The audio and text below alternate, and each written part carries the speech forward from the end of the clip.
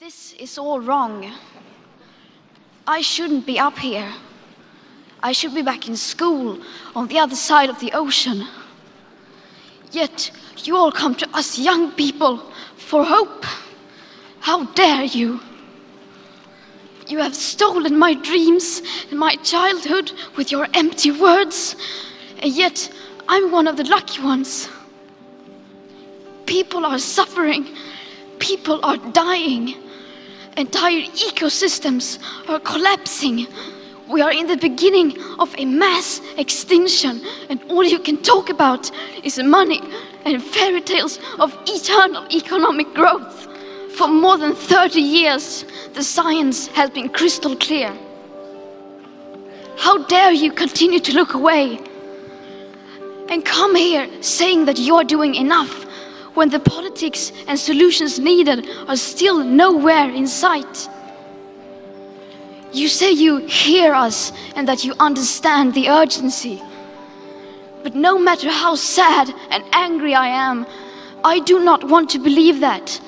Because if you really understood the situation and still kept on failing to act, then you would be evil, and that I refuse to believe.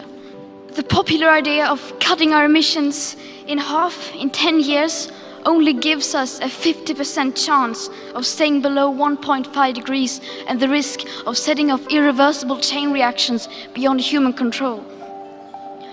50% may be acceptable to you, but those numbers do not include tipping points, most feedback loops, additional warming hidden by toxic air pollution, or the aspects of equity and climate justice. They also rely on my generation sucking hundreds of billions of tons of your CO2 out of the air with technologies that barely exist. So a 50% risk is simply not acceptable to us, we who have to live with the consequences.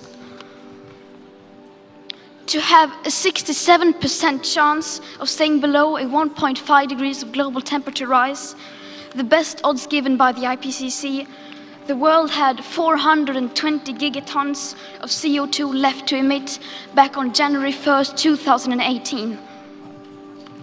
Today that figure is already down to less than 350 gigatons.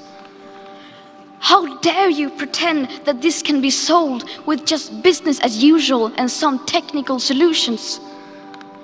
With today's emissions levels, that remaining CO2 budget will be entirely gone within less than 8.5 years.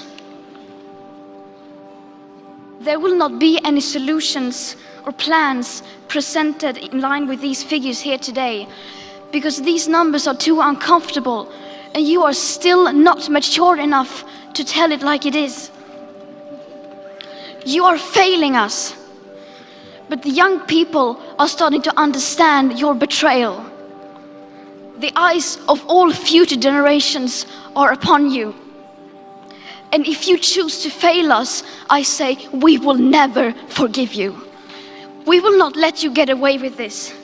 Right here, right now is where we draw the line. The world is waking up, and change is coming whether you like it or not. Thank you.